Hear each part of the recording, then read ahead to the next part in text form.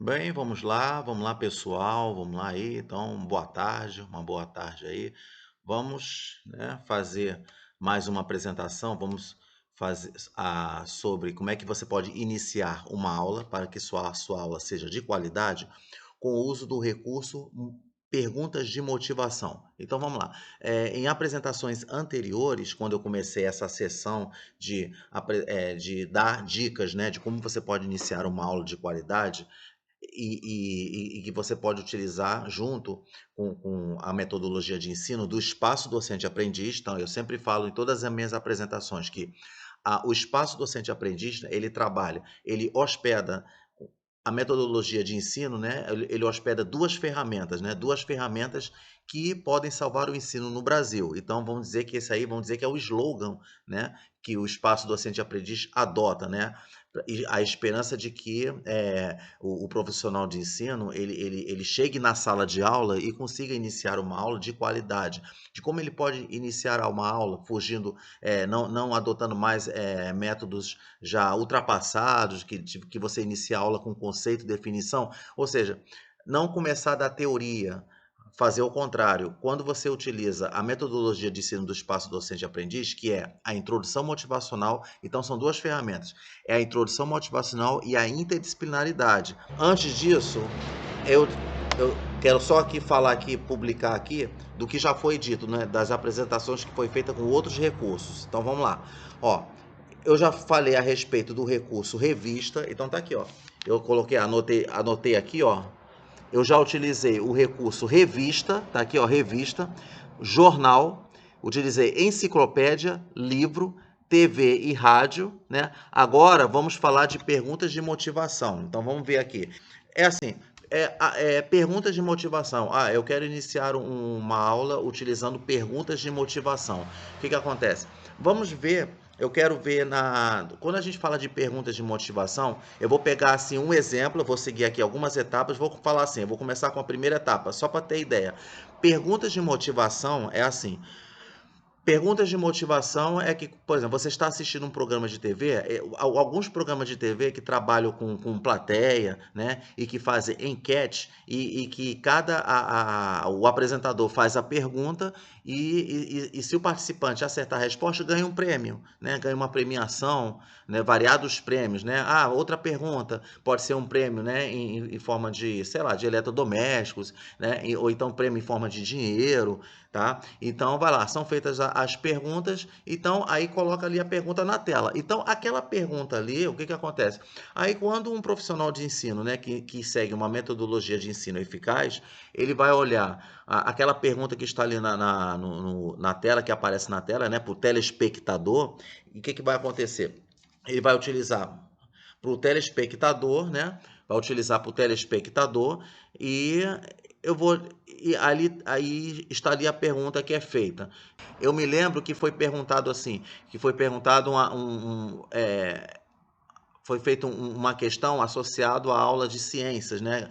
Sobre corpo humano. Aí eu me lembro que perguntou assim, é, qual desses órgãos é responsável pela que faz a produção e armazenamento de sais biliares, né? Tá lá, de sais biliares. Aí, quando eu olhei assim, eu falei assim, ah, tá. Aí eu peguei, já printei logo, porque quando eu for começar algum assunto relacionado a corpo humano, vamos dizer, o professor de ciências, né, no ensino fundamental, que é um assunto, né, de ciências, corpo humano, e lá, acho que é no oitavo ciclo, uma coisa assim. E antigamente era correspondente à sétima série do ensino fundamental do ginásio, né? Do ginásio, né? Lá na década de 80, na década de 90. Aí, é, tava essa pergunta. Aí eu falei assim, eu vou utilizar porque é o que eu vou começar com aula sobre aparelho digestivo, né? Aula sobre aparelho digestivo. Então, levo essa pergunta para a sala de aula, o que que eu vou fazer? Aí eu vou fazer o seguinte, aí eu vou Perdão, aí eu vou pegar essa pergunta. Então, agora eu vou utilizar a introdução motivacional. Então, para quem acompanha as minhas apresentações, já sabe o que é a introdução motivacional, né? Que é iniciar uma aula da prática para a teoria. O que é iniciar da prática? Então, vamos lá. A prática, se eu vou utilizar o recurso perguntas de motivação, eu vou pegar aquela pergunta, vamos lá. Então, o assunto que eu vou iniciar é corpo humano, relacionado ao aparelho digestivo. Pronto. Aí o que eu vou fazer? Aí eu vou fazer aquele esquema como eu ensino em todas as lives, como é que você pode iniciar uma aula com introdução motivacional. Vamos lá. Como é que eu vou fazer? Eu vou fazer o seguinte, eu vou pegar aqui aí você coloca ali, como todo professor faz, né? Que ele coloca o cabeçalho e vai colocar o cabeçalho. Por exemplo, ó, aí tá lá, ele vai colocar ali, dia 11, ó, tá aqui, dia 11 de agosto de 2022. Aí vai ser um assunto de, digamos assim, vai ser do terceiro bimestre, né? Ó, aí eu escrevo aqui, ó. Pronto. Terceiro bimestre, tá lá. Terceiro bimestre. Aí o que eu vou fazer? Aí eu vou fazer o seguinte, ó. No terceiro bimestre, ó. Aí o que eu vou fazer? Tá aqui, ó. Deixa eu colocar aqui, né? Ó, terceiro bimestre, né? Peraí, opa. Ó, terceiro bimestre. Aí o que eu vou fazer aqui, ó? Aqui tá aqui, ó. Um assunto aqui, ó. Tá lá. Coloquei a data, aí terceiro bimestre. Após isso, normalmente, vamos lá, quando se coloca após o bimestre ali, você coloca o nome do assunto. Aparelho digestivo. Mas na metodologia da introdução motivacional, você não vai colocar o nome do assunto, o aparelho digestivo, não coloca. Aí o que eu faço? Eu puxo aqui um traço, ó. Eu puxo o traço, tá aqui, data, terceiro bimestre, aí puxo um traço. Porque após você fazer o debate, utilizar a introdução motivacional, que é abordar situações práticas, sem revelar ainda o nome do assunto, após isso, aí depois você revela o nome do assunto. Aí tá lá. Aí coloca aqui, né? Ah lá, introdução, aí coloquei introdução motivacional, tá aqui, né? Tá lá. Aí, pronto. Aí faz a pergunta. Aí faz assim a pergunta. Qual desses órgãos é responsável pela produção de sais biliares? Né? Aí tava lá, eu me lembro da resposta que estava pâncreas, aí depois estava estômago, intestino, delgado, depois estava o fígado, né? E depois estava o outro que eu não vou lembrar agora aqui. Eu sei, vamos lá então. Estômago, intestino delgado, fígado, pâncreas. Acho que foi isso, tá? Então, aí tá lá. Aí o participante tinha que acertar a resposta. A resposta tem que ser fígado, né? Fígado, porque é responsável pela produção e que armazena os sais biliares é a vesícula biliar. Tá lá. Aí tava, a resposta é fígado. Então, é essa pergunta que eu vou fazer. Assim, turma, olha só. Aí você fala, eu estava vendo um programa de TV, eu peguei essa pergunta aqui, que vai ser associado com o assunto que eu vou iniciar. Tá lá, aí pronto. Aí eu coloco aqui a pergunta, aí eu faço assim a pergunta para eles. Pessoal, qual de vocês, qual que vocês acham, qual desses órgãos aqui é responsável pela produção de sais biliares? Aí, se for um aluno que vê pela primeira vez, né, porque geralmente que se começa no ensino fundamental, vamos dizer, é compreensível, o aluno ele não vai saber porque ele está vendo isso pela primeira vez. Mas vamos dizer que se ele souber, vamos supor que ele saiba e mesmo, aí eu falo assim para ele, gente, olha só, mesmo que vocês não saibam, mas eu quero botar essa pergunta de motivação só para vocês terem ideia de como é que é. Mesmo que o aluno erre, ele vai dizer, ele vai chutar. Como é uma questão de múltipla escolha, assim como foi exatamente como foi feita a pergunta lá no programa de TV, aí tem as opções, assim, diz o que vocês acham que é. Assim, o que vocês acham? Aí depois você começa a perguntar. O aluno vai dizer, foi o estômago. Tá. Aí pergunta para o aluno, vem cá, mas o que você tem ideia do estômago? O que o estômago faz, né? Quando você está se alimentando, o que você acha que o órgão estômago vai fazer? Vai ter aquele aluno que vai ter alguma noção. Aí, intestino, o que vocês acham que é? Você vê que mesmo você não explicando ainda, não ainda citando a função de cada órgão do aparelho digestivo, mas pergunta mesmo assim. Aí fala, gente, ó, não importa, porque assim, vocês têm alguma noção geral? Alguém já falou isso para vocês? Qual é a função do estômago, do intestino delgado? Tá vendo? Olha quantas perguntas você está fazendo. É uma pergunta de motivação, né?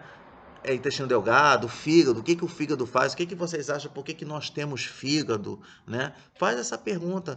E agora, quando se chega no ensino médio, vamos dizer assim, e você faz essa pergunta, então aqueles alunos que estão no ensino médio passaram pelo ensino fundamental, vamos dizer que alguns vão saber, vão lembrar disso. essa dica, né,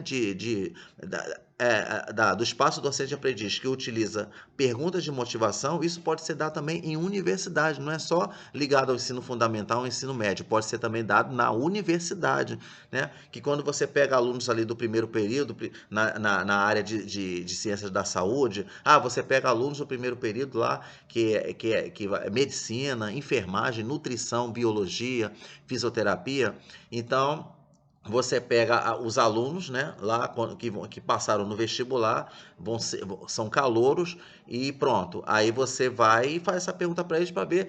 Aí vocês falam, gente, um dia vocês foram alunos do ensino médio, passaram por toda aquela fase estudantil, então aí eu vou perguntar para vocês, vou jogar essa pergunta para vocês ali, aí fala a mesma coisa como você fala com alunos de turmas de ensino médio, de ensino fundamental, e você pode falar também, perguntar para alunos de ensino universitário, né? Tá lá, né?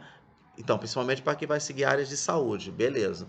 Então, pronto, fez essa pergunta, colocou, aí vai explicando a função de cada um, pronto. Aí fala assim, pessoal, já expliquei isso aqui, pronto, agora vamos depois desenvolver a aula, na próxima aula, né? Porque vamos dedicar aquela primeira aula de aparelho digestivo, só se dedicar a situações práticas, a situações do cotidiano.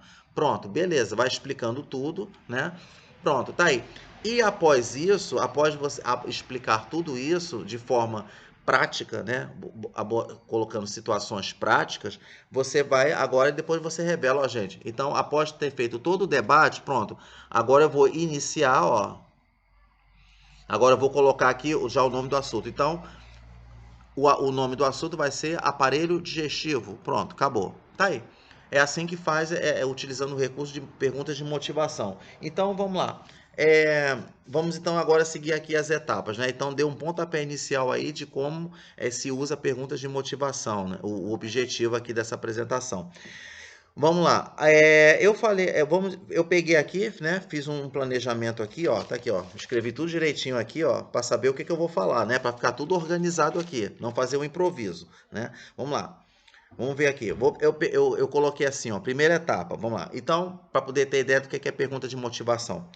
Pergunta de motivação é assim também, que quando você vai pegar a aula no primeiro dia do ano letivo, então vamos lá, no primeiro dia do ano letivo, o professor entra em sala, vai conhecer, aí vai aparecer novas turmas, novos alunos ali, aí o professor faz a apresentação, meu nome é Marcos, então prazer em conhecê-los, né? Então a minha disciplina que eu vou dar é História, ou Geografia, Física, Matemática, Biologia, né? É, é, Sociologia, inglês, língua portuguesa, enfim, aí tá lá.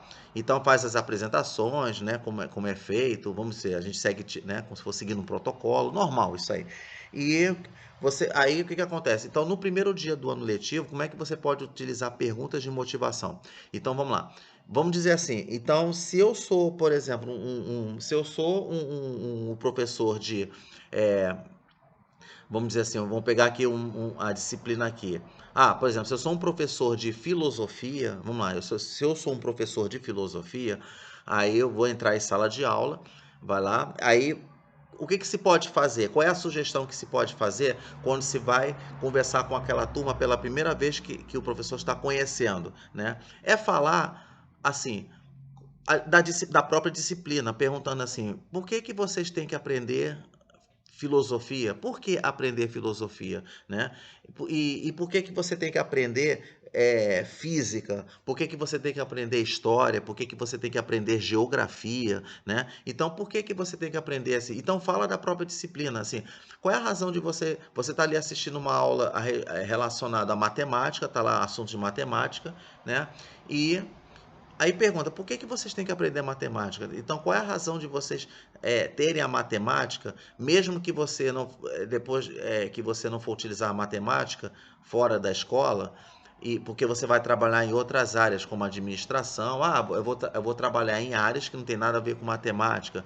Eu vou trabalhar em áreas que não tem nada a ver com na parte de ciências humanas, ou na parte de ciências biológicas, da saúde, enfim. Vou fazer o seguinte, eu vou mostrar o livro para vocês aqui, eu vou logo falar a respeito da filosofia, tá? Vou falar aqui da filosofia. Então vamos lá. Por que que você tem que aprender filosofia? Então vamos ver como é que é. Vou pegar aqui o livro aqui.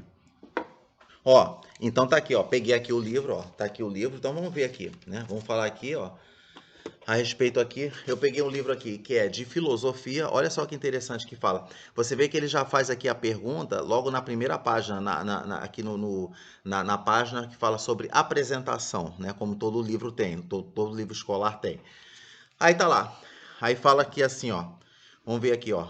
Ele pergunta: por que filosofia? Então tá aqui, ó. Tá aqui, ó. Por que filosofia? Pronto. Então tá aqui. Aí o que que acontece? Eu utilizei aqui o recurso livro, né? Justamente para poder fazer extrair essa parte aqui ligada a perguntas de motivação. Então vamos lá.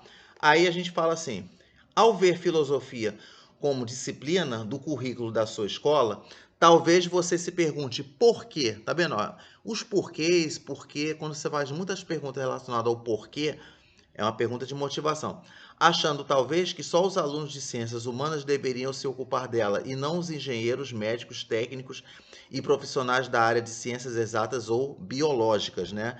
Então, o que que acontece? A gente tem que entender o seguinte, que todas as disciplinas escolares, né? Uma coisa que é muito importante explicar no primeiro dia de aula é o seguinte: que todas as disciplinas escolares eles são muito importantes, né? Que vocês têm que ver, mesmo que vocês não vão seguir, mesmo que vocês não sigam uma carreira relacionada àquela disciplina, mas vocês têm que estudar todas as disciplinas primeiro, porque você tem que fazer uma prova. Quando você for fazer uma prova de vestibular, você vai ter que fazer uma prova que constam tudo que você estudou, né? Todos os assuntos que foram estudados de todas as disciplinas, tá lá. Porque justamente para você passar no concurso ou no vestibular, para você não vai ver mais aquelas disciplinas com quais você não se identificou e que você se identificou mais com aquela disciplina, né? É isso que acontece. Por exemplo, por que que muitos fazem faculdade de engenharia, fazem vestibular para engenharia? Porque gostam de matemática, gostam de assuntos relacionados a ciências exatas, né? Então, aí gostam. A mesma coisa, porque eu vou fazer medicina, eu vou fazer porque eu me identifico muito com áreas de noções de saúde, assuntos relacionados, porque eu gosto de biologia. Outros vão fazer carreiras ligadas a áreas humanas, porque gosta de história, gosta de geografia, gosta de sociologia, né? Então tá aí, é essa que, vamos dizer que são muitos assim que são a resposta dos alunos, né? Segundo alunos que mesmo eles falam, eles respondem, eles colocam esse tipo de respostas, né? Por causa disso, né? Então vamos lá.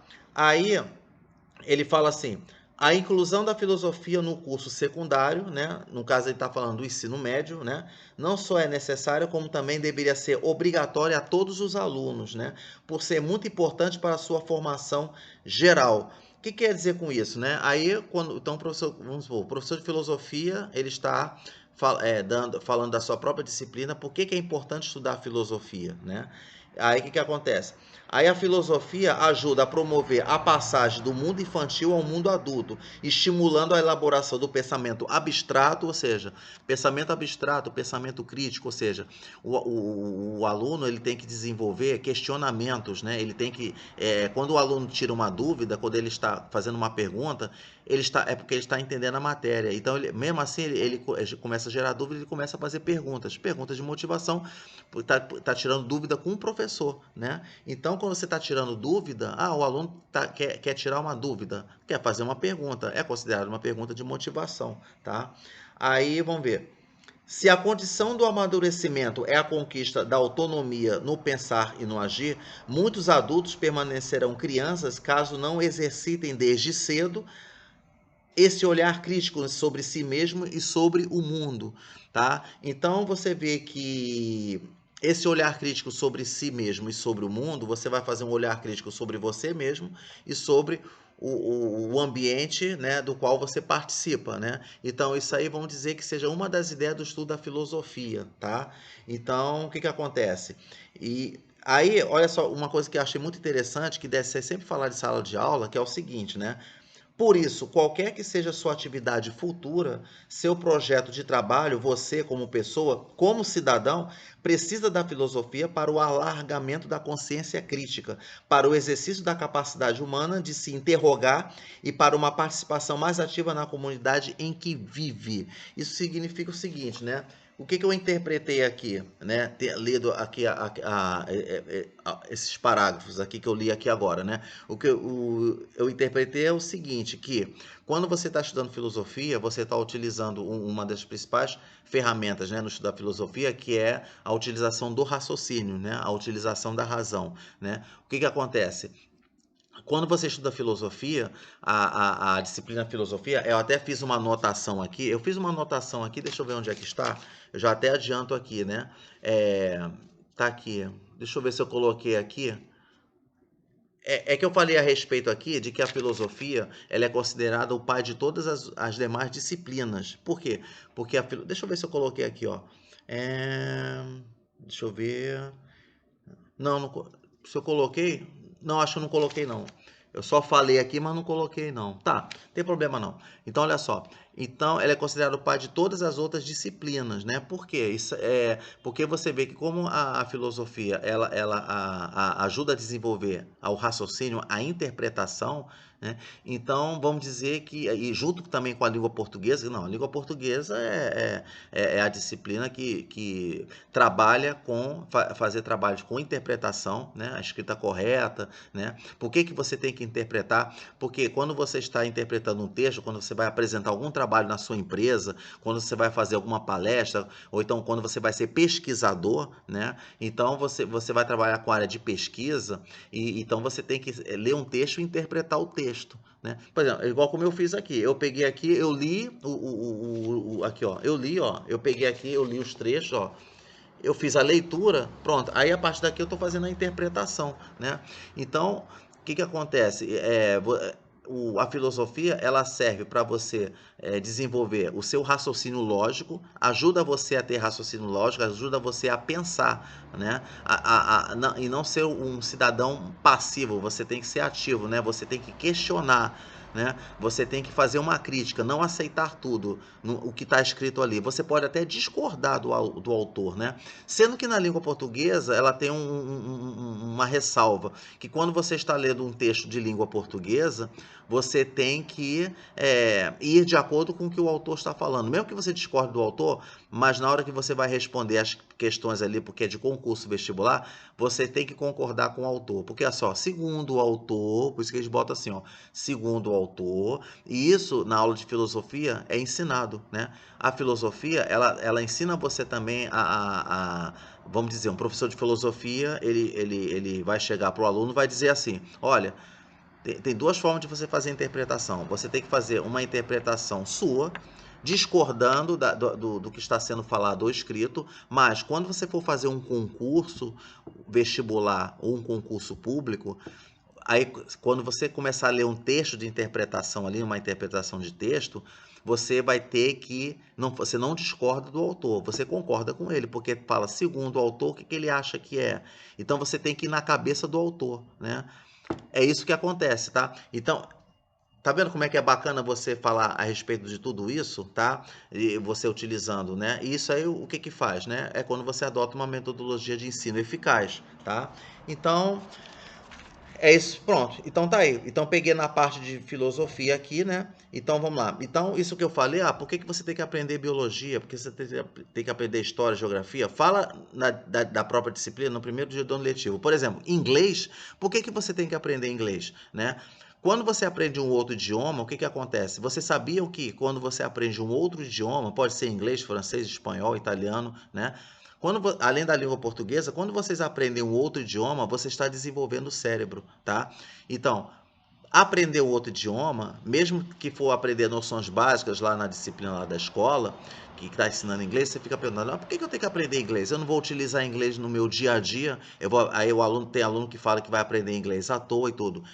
Quando você aprende outro idioma, é para você desenvolver o seu cérebro. E isso vai servir que quando você for fazer uma questão de física, química, né? Quando você for fazer exercícios de outras disciplinas, o seu cérebro já vai estar educado, desenvolvido, graças à aprendizagem de um idioma, Aí você vai conseguir resolver um problema de matemática, por exemplo. Você vai conseguir fazer um problema de física, de química, né? Você vai conseguir interpretar uma questão de história, geografia, seja, interpretação. É você raciocinar e não ficar só naquela coisa de memorização, né? É para você interpretar, você expor os seus pensamentos críticos, né? Então, digamos que a filosofia faz isso, faz.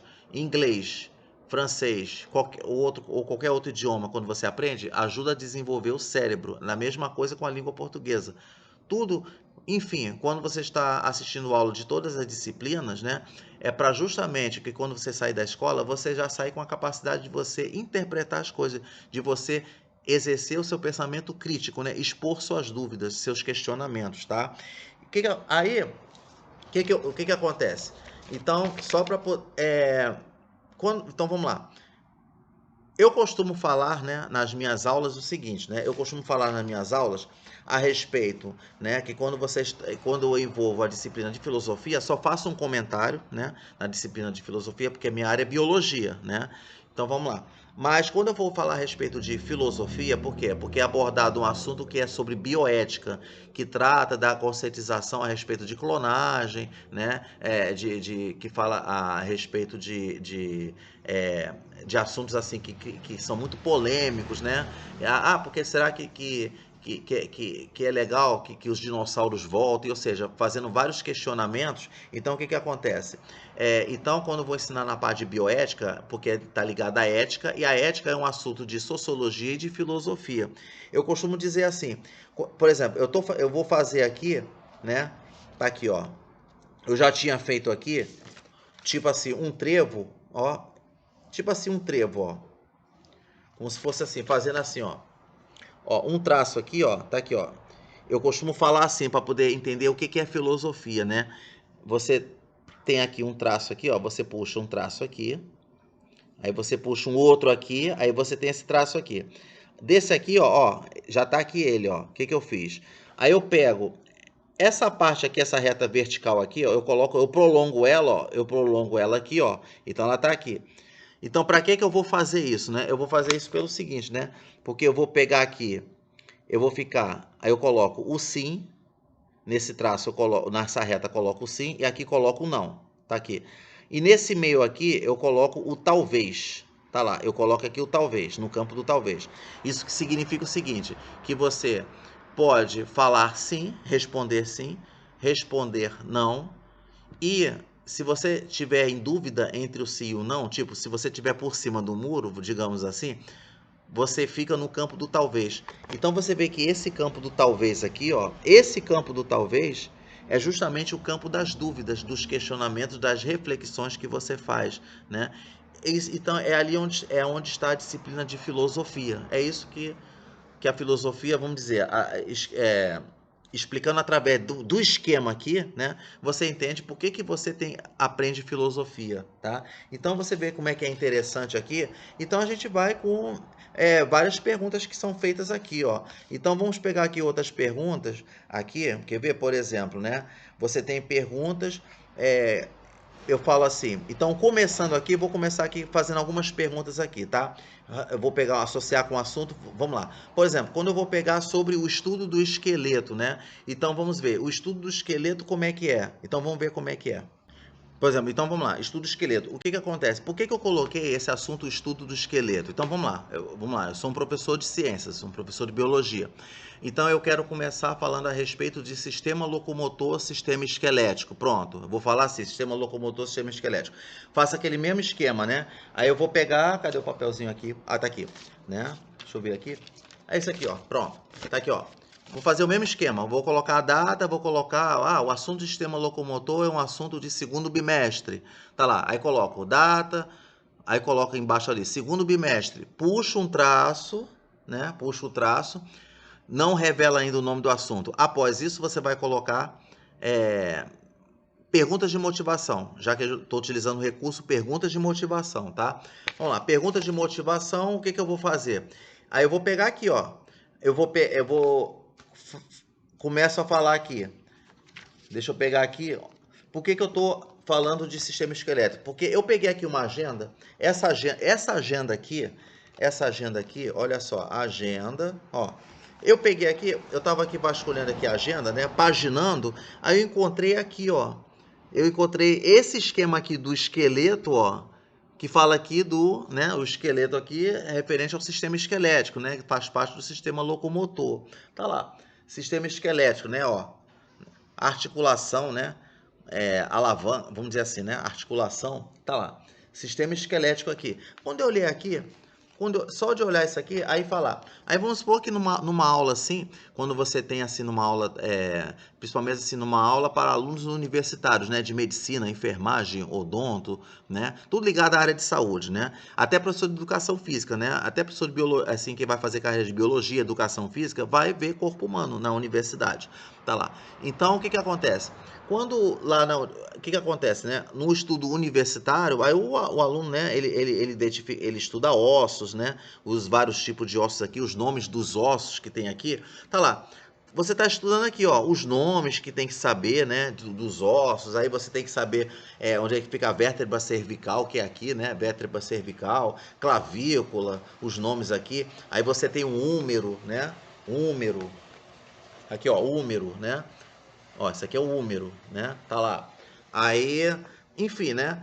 E tem aqui crânio, né? Fêmur, tá lá. Tudo bem. Mas aí faz a seguinte pergunta.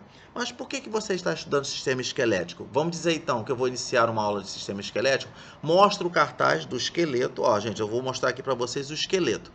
Fico lá, aí fala, ó, numa aula assim que você assiste sobre esqueleto, aí você, o que que você vem à sua cabeça? Ah, que você tem que decorar o nome dos ossos, o nome dos ossos principais, pelo menos, né?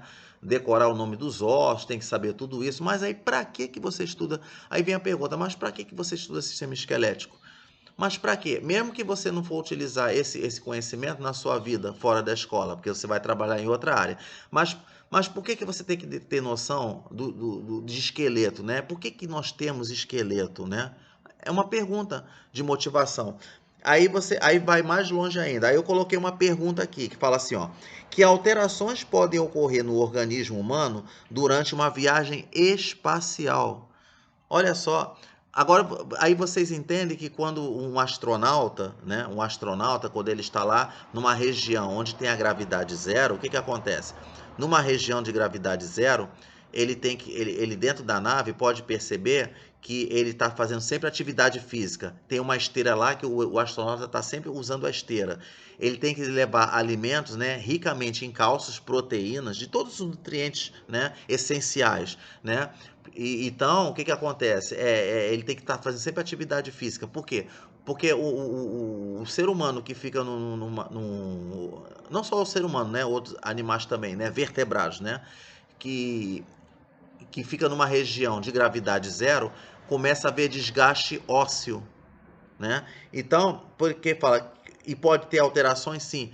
É tanto que quando os astronautas voltam lá da estação espacial, retornam à Terra, eles retornam mais fracos, né? Porque teve um desgaste ósseo muito grande. Por quê? Porque quando você está numa gravidade zero, o osso não vai fazer importância nenhuma. Ele não vai desenvolver uma função, a função que exerce aqui na Terra, que é a função de sustentação, né?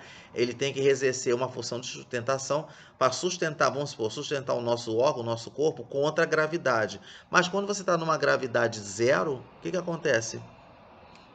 O osso não vai desenvolver nada, ele vai ficar em desuso, né? Ele vai ficar não funcional lá na região de gravidade zero, ou então a gravidade bem menor que a gravidade da Terra, né? A aceleração gravitacional na física é 10 metros por segundo ao quadrado, que a gente estuda na física, aliás. Na Terra, 10 metros por segundo ao quadrado. Na Lua, a aceleração gravitacional é 1,6 metros por segundo ao quadrado. Quem é professor de física e de ciência sabe disso, né? Então tá lá. Então os ossos começam a sofrer desgaste, porque não vai exercer a função de sustentar o seu corpo, né? Que é de sustentação. E fabrica também sangue, né? E fabrica sangue o osso, né? Então tá lá. Pronto, que alterações podem ocorrer no organismo humano durante uma viagem espacial? Então essa pergunta de motivação que eu faria, para depois mostrar para o aluno por que ele está estudando sistema esquelético. Vamos ver Outra pergunta aqui, ó. O que o país Peru tem a ver com o estudo da cadeia alimentar referente à exportação de guano? A gente fica pensando, você vê que o país Peru, né, um dos países da América do Sul, ali faz parte junto lá com outros países, né, Colômbia, Paraguai, da América do Sul, o Brasil também incluído, vamos lá. Aí fala, o que, que o país Peru tem a ver com o estudo da cadeia alimentar? Porque assim, porque o Peru ele é um país, né, que tem aquela parte da região costeira e é formada de muitas ilhas, né? E essas ilhas estão repletas de peixes de variados tipos, porque o Peru, na atividade econômica, ele é muito assim desenvolvido na atividade pesqueira.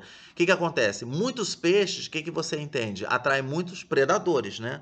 Aí, por exemplo, os predadores que predam muitos peixes, né, no país Peru são pássaros. Aí quando os pássaros eles se alimentam dos peixes, ó, é uma cadeia alimentar, predador e presa, cadeia alimentar. Aí nas fezes dos pássaros, né, é encontrado substâncias, né, que vão servir como fertilizantes para o solo. Aí o Peru ele exporta esse fertilizante, né?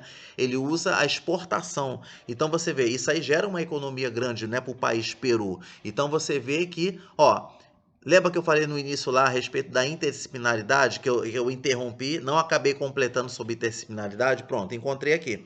É você fazer, por exemplo, uma interdisciplinaridade da geografia com a biologia, né? E que você usa perguntas de motivação. Ah, o que o país Peru tem a ver com o estudo da cadeia alimentar referente à exportação de guano? Mas o que é guano? Guano é o nome do fertilizante do solo, que é encontrado nas fezes dos pássaros, né? Quando os pássaros se alimentam dos peixes lá, dessas ilhas, né? Então, pronto, eles defecam guano. Esse guano é um fertilizante do solo e o país Peru exporta. Pronto, olha que interessante. Pronto, interdisciplinaridade que você fez da geografia com a biologia, né? Então, vamos ver a outra pergunta aqui que fala aqui, ó. Por que a filosofia pode ser considerado o pai das demais disciplinas? Pronto, eu não estava nem encontrando a pergunta, eu estava procurando aqui, ó, porque estava escrito pequenininho aqui, eu encontrei, tá? Então, foi o que eu havia explicado, né? Porque a filosofia pode ser considerado o pai das demais disciplinas, né? Porque justamente você usa a filosofia para trabalhar com raciocínio lógico, né?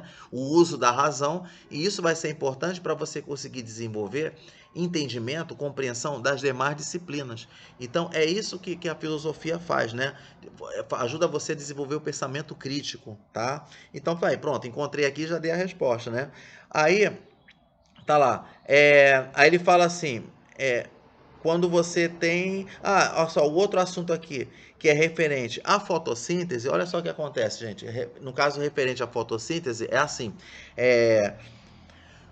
voltando ali, quando você vai iniciar uma aula de fotossíntese, o que que acontece? Você iniciar a aula de fotossíntese vai fazer a mesma coisa. Antes de você começar a falar de fotossíntese, lá, aí começa lá, definição, conceito, aí usa aquele método ultrapassado, né? Definição, conceito de fotossíntese, aí tá lá. Fotossíntese é uma reação química e que tem participação da luz, pigmento, fator clorofila, aquela coisa toda, né? E que a planta, né, capta gás carbônico, água, vai lá e produz oxigênio e glicose. Pronto, bota assim, como se fosse um conceito junto com definição. Mas aí, mas quando você utiliza um método de ensino eficaz, como é que você pode iniciar fotossíntese? Eu posso iniciar a fotossíntese. Pergunta de motivação. Eu faço assim a pergunta. Eu começo assim. Vem cá, por que que algumas estradas, ruas que são construídas, por que que é essencial, fundamental, obrigatório a fazer plantações, a você fazer plantio? Você percebe que numa rua muito movimentada, você encontra muitas árvores, né? Árvores de grande porte. Ah, por que que na escola você encontra árvores de grande porte? Uma árvore que você encontra de grande porte. Por que que tem que ter vegetação numa escola, por exemplo? Por que que tem que ter vegetação em todo lugar assim, onde tem muita multidão? Ué, mas é necessário ter multidão para você fazer plantações? Não. Em todas as áreas assim que você vai, você encontra, pelo menos assim, algumas regiões que têm plantações, né? Que são plantadas tanto naturalmente quanto artificialmente. Mas quando você está numa rua, você encontra assim, porque reparou que essa rua tem muito arborizada, por quê?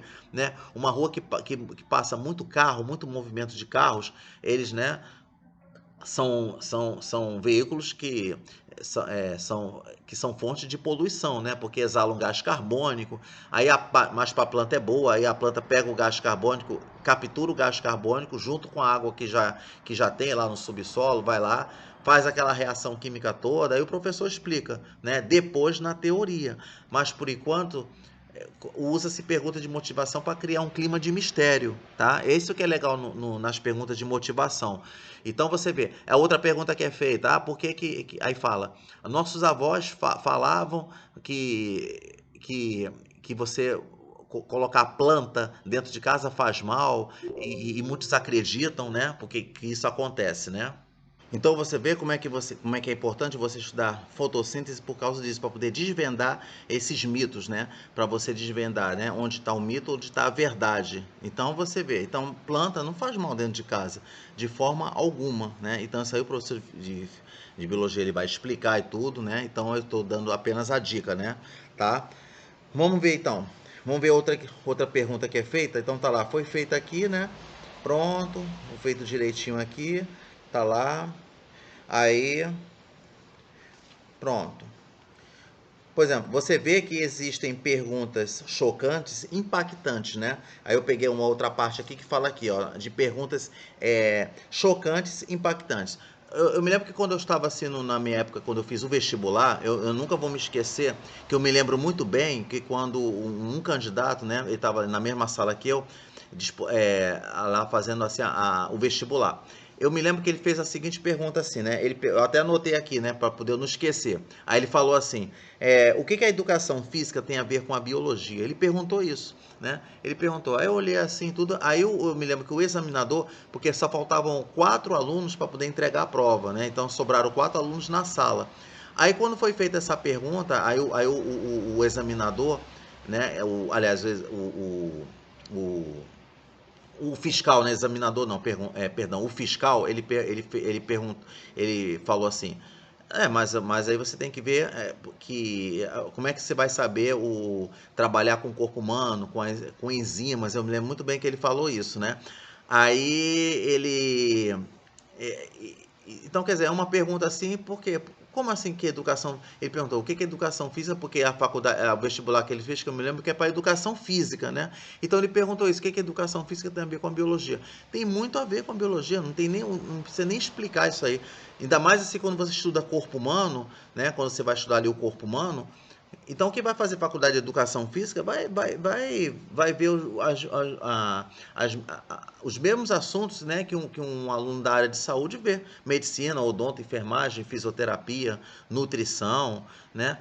Mesma coisa, claro que vai ter algumas diferenças, claro, né? Mas vai ver em termos de assuntos assim de ciências, né, relacionados a corpo humano, noções de saúde, professor de educação física não aprende noção de saúde na faculdade? Tem que aprender noção de saúde. Vamos dizer que é uma obrigação. Tem que aprender noção de saúde. Mesma coisa em biologia, medicina. Não tem que discutir. É uma pergunta assim que gera uma. Não precisa nem gerar uma discussão tão prolongada assim.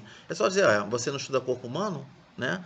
Então eu considerei, na época, assim, impactante, chocante, né? E considero até hoje, né? E tem outras perguntas aqui, ó, que fala assim. Olha só que pergunta impactante, né, que é feita quando a gente vai estudar na parte de astronomia, né, na aula de ciências também, quando você estuda os planetas, né, aí quando você está lá estudando os planetas, o que acontece? Você estuda lá os planetas aí e pergunta assim, se os planetas, aí eu começaria com uma pergunta de motivação, antes de falar sobre os planetas, falar a respeito assim do Sol, né, tá lá, se os planetas estão no espaço, o espaço, por sua vez, está dentro de quê? Olha só, fazendo essa pergunta, né? Então você vê, se os planetas estão no espaço, o espaço, por sua vez, está dentro de quê? Né? É uma pergunta que gera assim, meio assim, uma pergunta assombrosa, né? Porque, então, quando eu coloquei essa pergunta aqui, esse questionamento, digamos assim que eu associei, sabe com o quê? Associei com matemática, com geometria, mas por quê?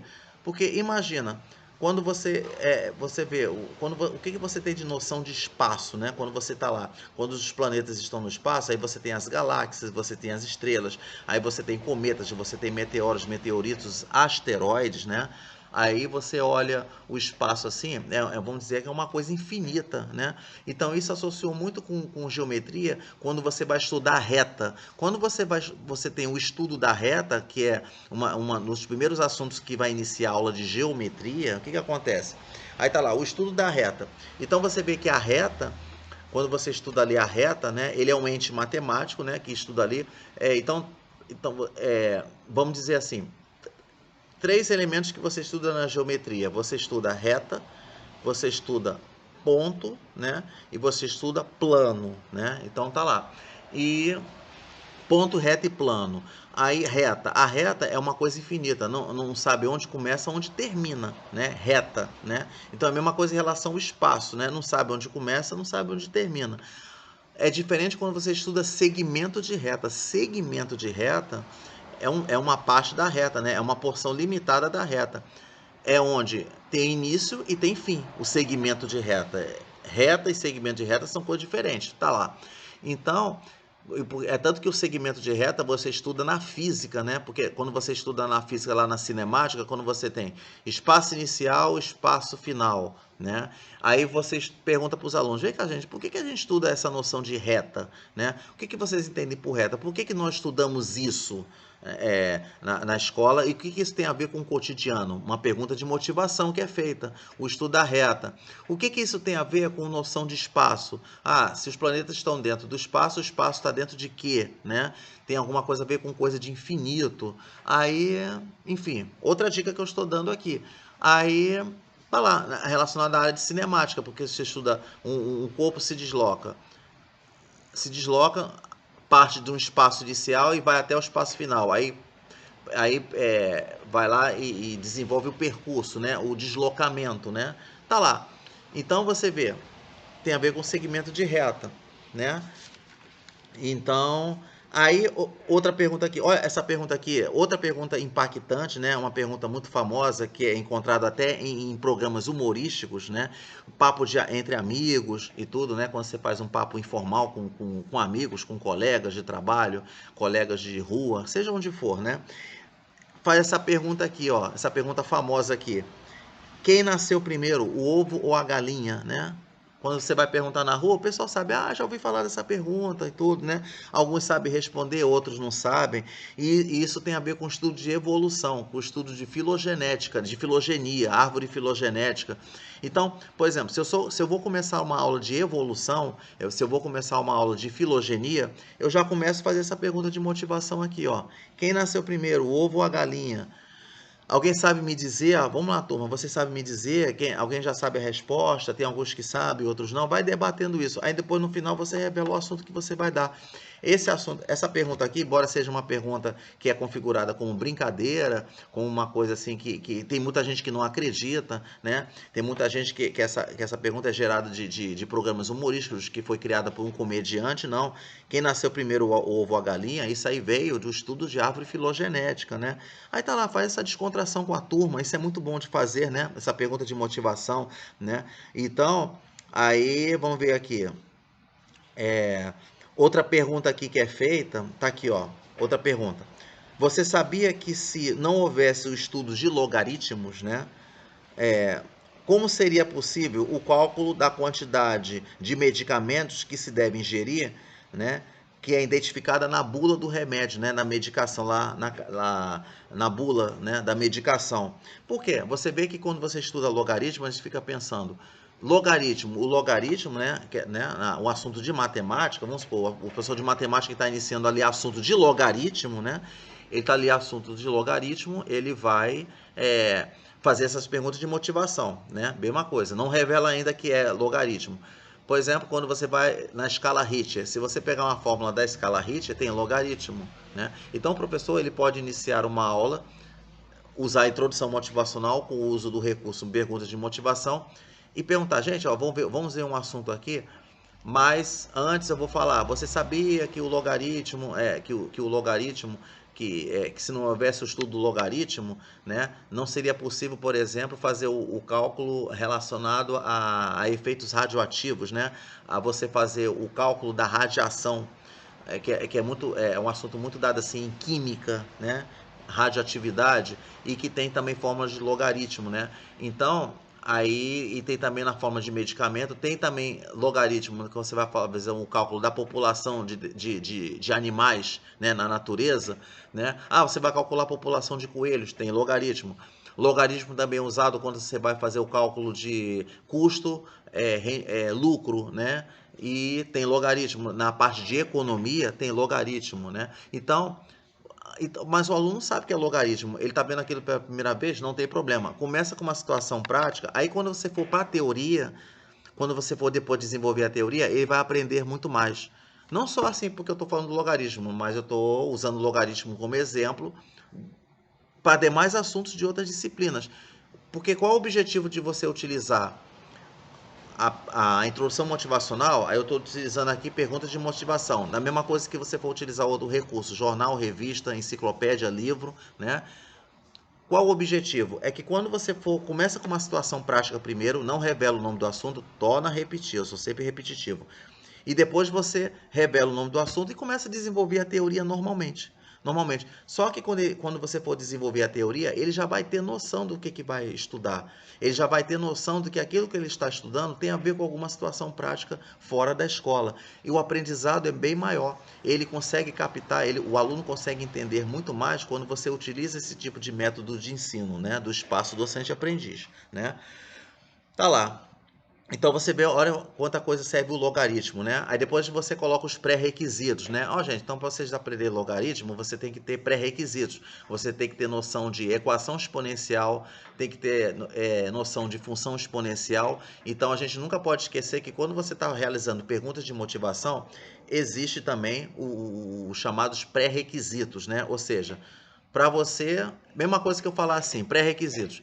Para você saber noção de equação exponencial, ou quando você vai fazer cálculo de equação do primeiro grau, equação do segundo grau, equação logarítmica, né? Equação inequações, vamos dizer assim, você tem que ter noção de quê? Das operações matemáticas. Você tem que ter noções de operações matemáticas, né? Soma, subtração, multiplicação, divisão, né?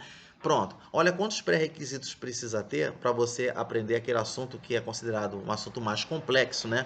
Que logaritmo, vamos dizer, ele é um assunto mais complexo, que envolve pré-requisitos básicos. Assim como outro assunto, né? Qualquer assunto que é abordado em sala de aula, é acompanhado de pré-requisitos, né? Pré-requisitos, tá? Vamos ver aqui. Outra, você sabia que o preço final de uma corrida de táxi tem a ver com função do primeiro grau? Então, quando você está lá entrando no táxi ali, aí vem aquele taxímetro, aí tem aquele valor ali, conforme o táxi vai, né, se deslocando até chegar ao destino final, o preço lá está aumentando, né, os valores, né? E aqueles valores, ele tá relacionado com função do primeiro grau. Mas como assim? Então, iniciando a aula de função do primeiro grau. Então, antes de começar a iniciar a aula de função do primeiro grau, de ficar falando, gente, função do primeiro grau é relacionado com f de x, é da fórmula geral ax mais b. Aí começa assim, com esse método tradicional. Ax mais b, o aluno não vai entender nada. Então, primeiro começa com uma situação prática, começa a pegar várias situações práticas de função do primeiro grau e fala, ó, você sabia que o preço final de uma corrida de táxi tem a ver com a função do primeiro grau? Pronto. Depois, quando você for desenvolver a teoria da função do primeiro grau, o aluno vai entender muito mais, porque já vai saber que é ligado a alguma situação prática, né? Tá lá. Então, vamos ver aqui. Então outro assunto aqui, né, para poder nós encerrarmos essa apresentação. Olha só que que é falado aqui. Vamos pegar aqui então um assunto que é de história, tá? Vamos pegar então a disciplina de história, né? Por quê? Porque quando eu estava lendo, quando eu li aqui, é a respeito do Paraná, né? Ou seja, como é que se formou cada estado brasileiro, né? Então, como é que se formou cada estado brasileiro? Aí eu peguei como exemplo aqui o estado do Paraná. A gente fica perguntando, como é que o estado do Paraná se desenvolveu após a Segunda Guerra Mundial? Então, quando você estuda lá na aula de história, né? Segunda Guerra Mundial, então vamos ver. Mas o que é a Segunda Guerra Mundial, a Primeira Guerra Mundial, né? Tanto a primeira quanto a segunda tem seus benefícios, tem seus malefícios, né?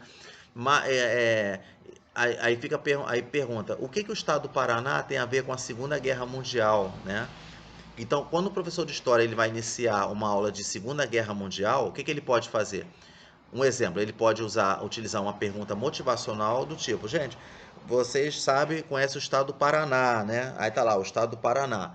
Aí aí eu coloquei assim, ó, mostra como cada estado brasileiro surgiu. Aí eu peguei o exemplo do estado do Paraná. Aí, o que aconteceu? Aí eu peguei aqui a enciclopédia, ó, eu peguei aqui a enciclopédia, ó, a enciclopédia, né? Porque os recursos, né, que são utilizados, né, trabalham com outros recursos, né? Então, vamos dizer, eu quero utilizar o recurso perguntas de motivação. Eu vou usar como meu auxiliar uma enciclopédia. Por quê? Porque eu peguei aqui a enciclopédia, né? Eu peguei aqui a enciclopédia e li a respeito do Paraná. Então vamos dizer assim. Então vou fazer uma leitura aqui só para ver, tá? Ó, para poder ter uma ideia. Campos Gerais ou comarca de Curitiba, nem mesmo de seu nome estavam certos os viajantes que por ali passavam, tá? Não bastou que o café invadisse o norte e que a pecuária e as atividades extrativas se instalassem no Planalto. A maior parte do estado continuava deserta e desconhecida. O que ele quer dizer com isso? Que mesmo fazendo atividade de plantio de café, né, e desenvolver a pecuária, o que acontece? Uma grande parte do Planalto ele continuava desértica e desconhecida, né? Mesmo iniciando essa atividade, né, de prática da economia, né, da agricultura e pecuária. Aí, o que aconteceu? Aí é que vem, ó. Em menos de 3 décadas, né, tornou-se o segundo estado agrícola do país, né? Apesar, né, das adversidades. Tá lá. Tornou-se o segundo estado agrícola do país, enquanto seu imenso potencial hidrelétrico favorecia um desenvolvimento industrial acelerado, né? E sua população crescia a uma taxa 2 vezes superior à média brasileira, né? Então, o que acontece? Isso só aconteceu foi somente após a Segunda Guerra Mundial, tá? Então, você vê que somente após a Segunda Guerra Mundial, né? Porque o que acontece, né? Porque quando o preço do café subiu, né? No mercado internacional, foi que o Paraná ele deu um grande salto, né? Então, você vê que antes da Segunda Guerra Mundial, o que acontece, né? O que acontece? O estado do Paraná ele continuou desértico e desconhecido. Quando aconteceu a Segunda Guerra Mundial, aliás, após a Segunda Guerra Mundial, o que aconteceu? O preço do café disparou, né? Subiu, né? Subiu e o Paraná conseguiu dar um grande salto, né? Aí é por isso que ele, em menos, como eu havia lido aqui, que em menos de 3 meses, né, tornou-se o segundo estado agrícola do país, enquanto seu imenso potencial hidrelétrico favorecia o desenvolvimento industrial mais acelerado. Então você vê que vamos dizer que indiretamente, né, a Segunda Guerra Mundial, vamos dizer que ele foi responsável, induziu como se fosse uma indução, né, foi responsável por esse progresso, né, por esse avanço do estado do Paraná, né, após a Segunda Guerra Mundial. Então, como isso aconteceu? Então, essa dica é uma dica, aí o professor de História vai lá depois desenvolver isso com a turma, né, coloca essa situação prática, né, como se fosse uma pergunta de motivação. Tipo, como é que a Segunda Guerra Mundial foi, vamos dizer assim, indiretamente, né, vamos dizer assim, responsável por esse avanço do estado do Paraná, né? Pronto. E que o preço do café subiu e que o potencial hidrelétrico também, né, se instalou para o desenvolvimento industrial do estado do Paraná. Pronto, tá aí. E aí o estado do Paraná é como ele é hoje. Tá vendo como você precisa, às vezes, da história, de estudar fatos, né, passados, né, para entender o presente? Tá lá. Um outro motivo, um dos motivos de você estudar a disciplina de história, para entender o que aconteceu no passado, o que você vê hoje, porque o que aconteceu lá no passado. Pronto, tá aí, né? Então, pessoal, então isso aí foi o recurso, né? Perguntas de motivação, né? E mais uma ideia aí, né? Uma sugestão que você pode iniciar uma aula de qualidade, né? Utilizando a introdução motivacional e a interdisciplinaridade com o recurso perguntas de motivação, ok? Então, valeu, um abraço e até lá.